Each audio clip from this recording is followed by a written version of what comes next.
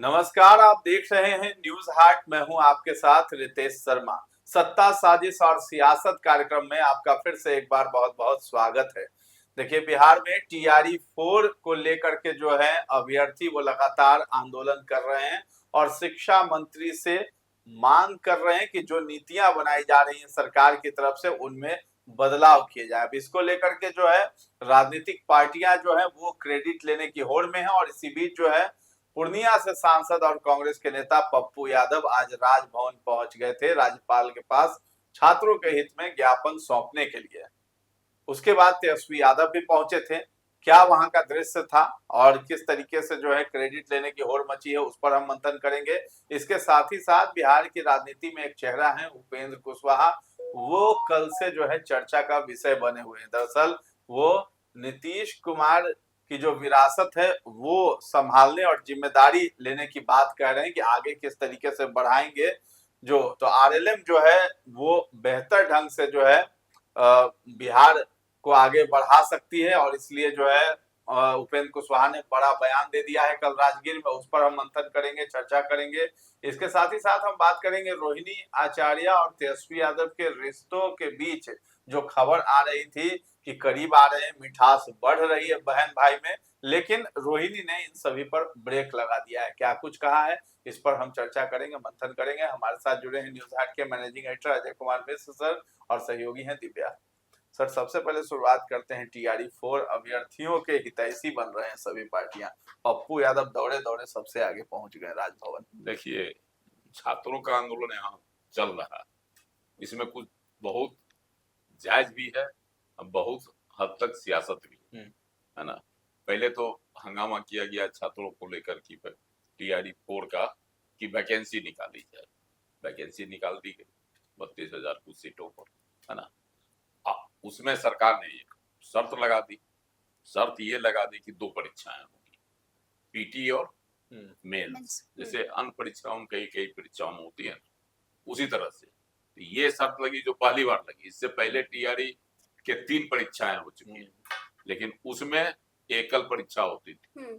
एक परीक्षा में पास कर गए और आप टीचर बन गए। लेकिन इस बार से इसमें 2 परीक्षा कर दी गई। तो एक तो ये भी बात का मुद्दा बना हुआ है। दूसरा है कि वैकेंसी में भी कि जितनी वैकेंसियां कही गई थी उससे कम वैकेंसी निकली, लेकिन वह मुद्दा दब गया। अब जो ये 2 परीक्षाएं हो रही हैं, यह आंदोलन का रूप अख्तियार कर लिया है। इसको लेकर छात्र युवा जो भी हैं जिस परीक्षा में शामिल होना चाहते हैं, वह गर्दनी बाग में 18 से ही, मतलब 18 अगस्त से ही आंदोलन कर रहे हैं, उपवास पर बैठे हुए हैं, है ना। तो अब एक तो पहले शुरुआत हुआ था नीट पेपर लीक और बिहार में अन्य पेपर लीक पर आंदोलन किया गया था। उसमें वामपंथी छात्र संगठन मुखर थे और आंदोलन को जो है वही लोग लीड भी कर रहे थे। राजद उसमें कहीं नहीं था और ना राजद के कोई बड़े नेता थे, कांग्रेस के भी बड़े नेता उसमें नहीं उतरे थे।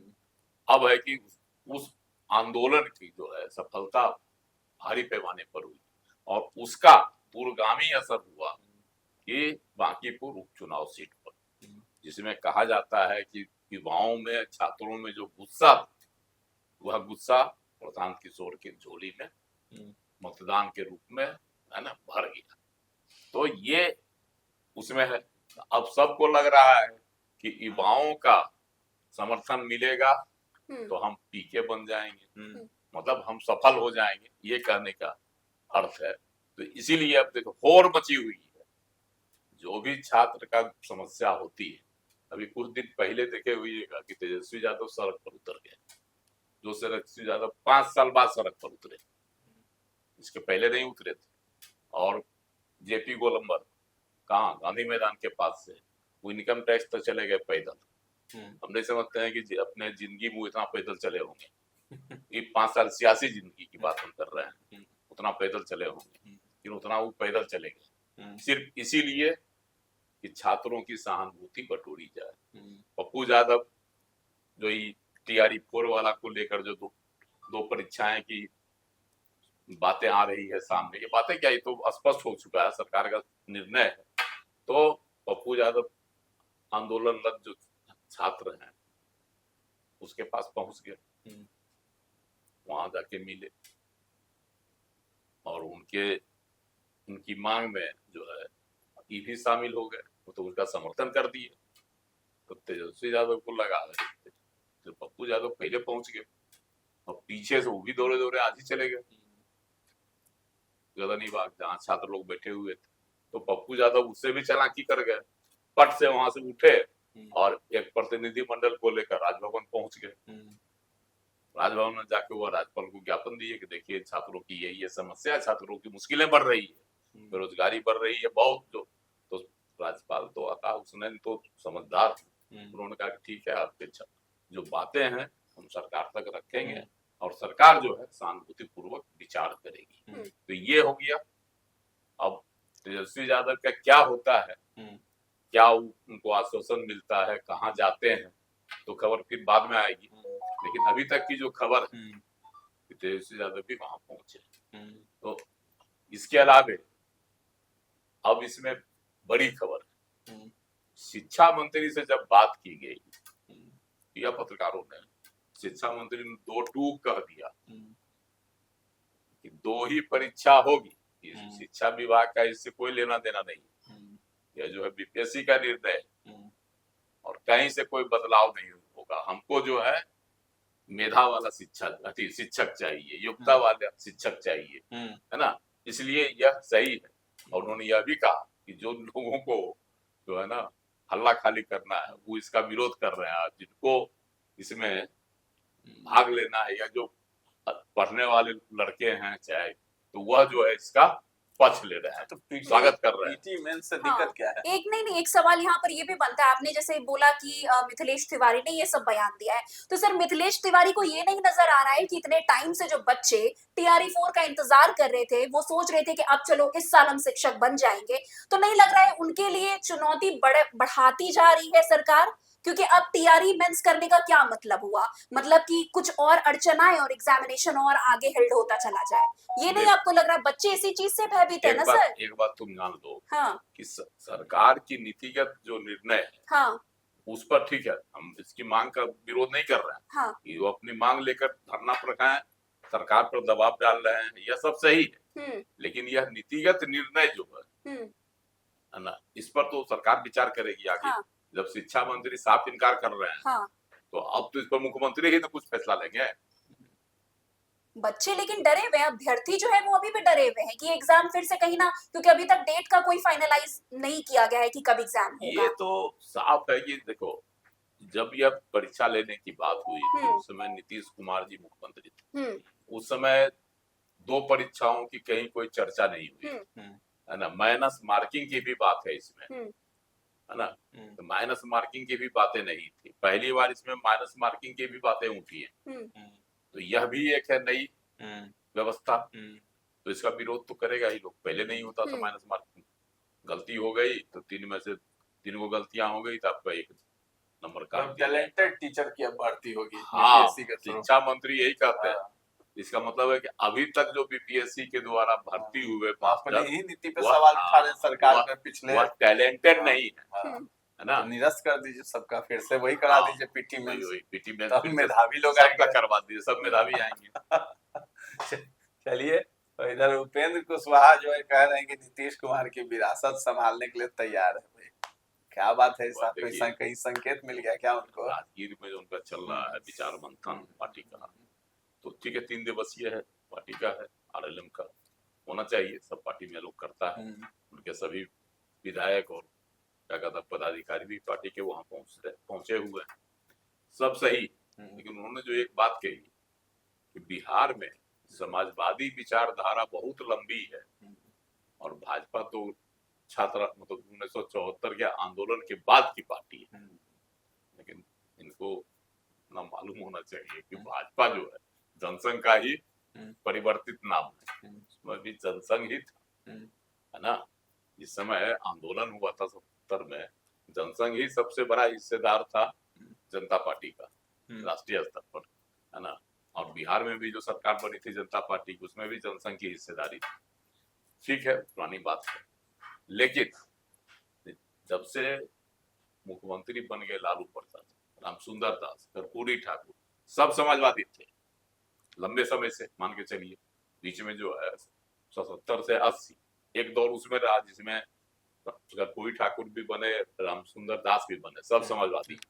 लेकिन 80 से लेकर फिर से 90 के दौर तक में फिर कांग्रेस की सरकार बन गई, और 90 से लेकर अभी तक, मतलब 2025-26 के शुरुआत तक जो है सिर्फ समाजवादी सरकार ही है ना, चाहे वह लालू प्रसाद हो, राबड़ी देवी हो या नीतीश कुमार हो।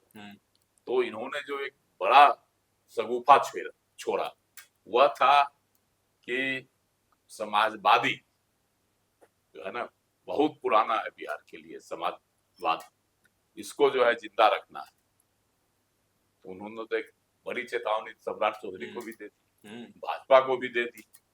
इसीलिए उन्होंने कहा कि जो समाजवादी है वह एकजुट हो, है ना। और साथ ही नीतीश कुमार के जो वोटर है, जिस आधार पर उन्होंने इतनी लंबी राजनीति लौकू समीकरण पर, उस पर भी वह उनकी जो है दृष्टि गड़ी हुई है कि अब इसका वारिस कौन होगा। चिंता जता रहे हैं कि आगे, चिंता जता रहे हैं आगे कौन बढ़ाएगा राजनीतिक विरासत जो है इनकी। नीतीश कुमार की निशांत नहीं है, काबिल क्या नहीं दिखाई यही दे ना रहा है। सोचिए कि उनके नेतृत्व पे भी सवाल उठा रहे हैं, निशांत अपने के बेटे नेतृत्व को पर आगे भी कर सवाल दिया, उठा रहे हैं। अपने बेटे को पार्टी बचाने के लिए आगे कर दिया, मंत्री बना दिया, हाँ बता दें, एमएलसी बना दिया, वो भी दबाव डालकर। हाँ निशान खुद उन्होंने कहा कि ठीक है आपको हम पार्टी नहीं भी किए, राजगीर में ही उन्होंने स्वीकारा। लालच जो है बढ़ता जा रहा है। सलाह देना जो है वह तो है, सलाह देती है हर पार्टी से गठबंधन में, लेकिन गठबंधन मानेगा कि नहीं मानेगा तो उस पर निर्भर करता है।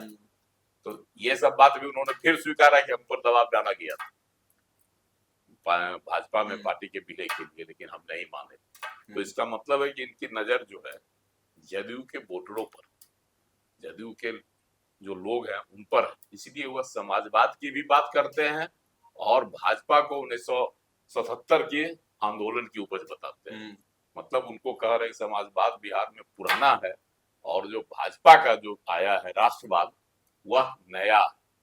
इसलिए समाजवादियों को एक समाजवादी नेता के जो है ना इर्द गिर्द, जैसे शुरुआत में लालू यादव के साथ हुए लोग, कर्पूरी ठाकुर के साथ हुए, है ना, अब बाद में जो है नीतीश कुमार जी के साथ हुए, अब मेरे साथ सब आदमी एकजुट हुई है।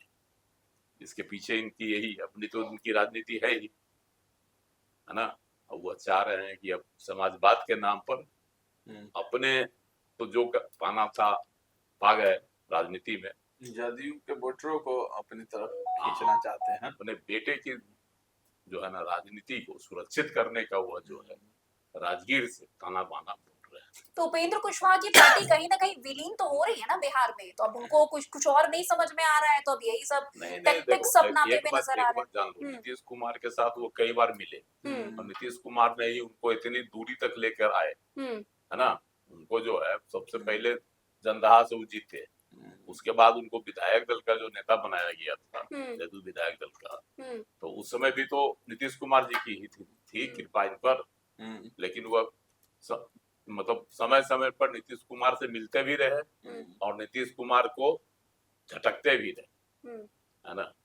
तो उनकी नजर हमेशा से थी। 2021 में भी शामिल हुए थे, जदयू में हुए थे ना, अपनी पार्टी का भी उसमें विलय कर दिए थे ना। इसी लोग में इनको लग रहा था कि नीतीश कुमार जी बार बार कहते थे कि अब हमारा अंतिम है, या चुनाव 2020 के चुनाव के समय भी उन्होंने कहा था, विधानसभा चुनाव के समय, अब यह मेरा अंतिम चुनाव कर रहे थे ना। इनको लगा कि ठीक है अब 30 क्या कहता है 25 में नीतीश कुमार जी लड़ेंगे नहीं तो पार्टी की कमान मेरे हाथ में आ जाएगी, इसीलिए उन्होंने अपनी पार्टी का विलय भी कर दिया इसी सोच के तहत। लेकिन 22 में नहीं वहां टिक सके, छोड़ छाड़ के फिर भाग गए। तो ये उनका आलम है ना।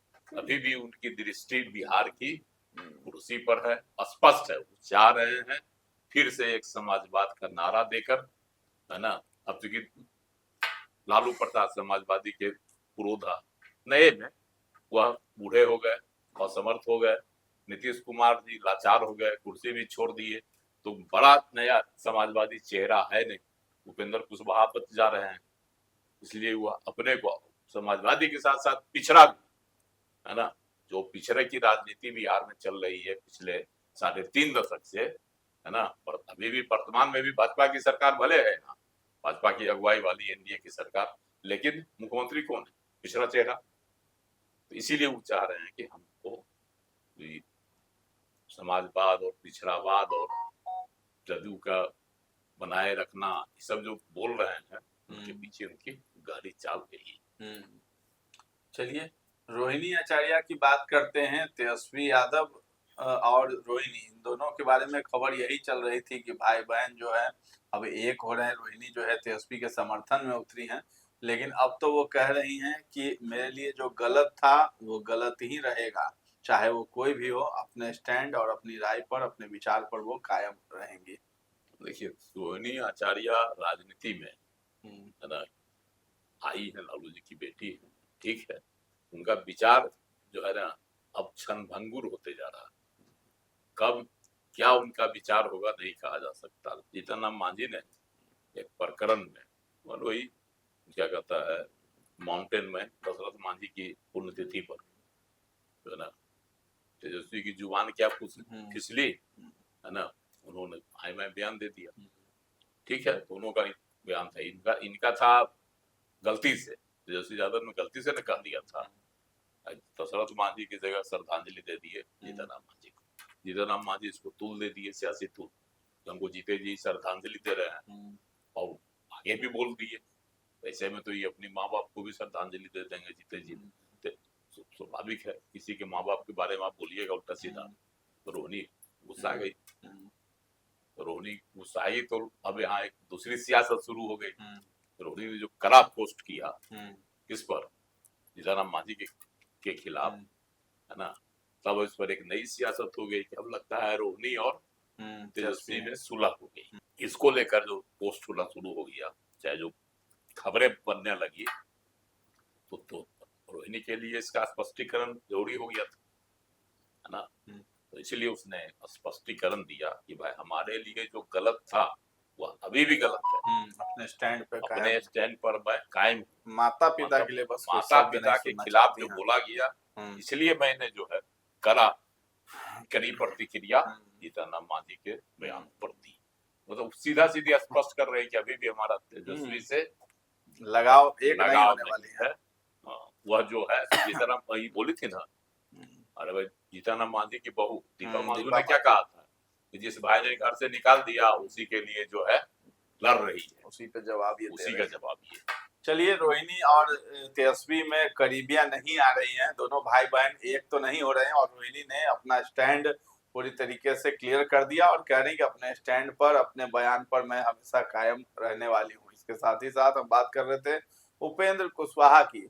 उनकी चाहत है कि नीतीश कुमार की विरासत को वो आगे बढ़ाए, उनकी पार्टी आगे बढ़ाए। इसके साथ ही साथ TRE-4 अभ्यर्थियों को लेकर के पप्पू यादव दौड़े भागे पहुंच गए राजभवन राज्यपाल से मिलने, और यहाँ रेस लगी थी तेजस्वी यादव से। तेजस्वी भी जाने वाले थे और पहुंचे भी, लेकिन उनसे पहले पप्पू यादव ने बाजी मारी है। अब देखना है कि स्टूडेंट किसका समर्थन करते हैं, और क्या TRE-4 के जो अभ्यर्थी हैं वो जिस चीज को लेकर के मांग कर रहे हैं सरकार से, क्या उनकी मांगों को माना जाएगा, या अब जो है इससे भी बड़ा आंदोलन करेंगे TRE-4 अभ्यर्थी। तो फिलहाल इस चर्चा को हम लोग यहीं पर विराम देते हैं। कैसा लगा है ये कार्यक्रम हमें कमेंट में जाकर जरूर बताइएगा, और हमारे चैनल को अभी तक आपने सब्सक्राइब नहीं किया है तो जरूर कर लें। धन्यवाद।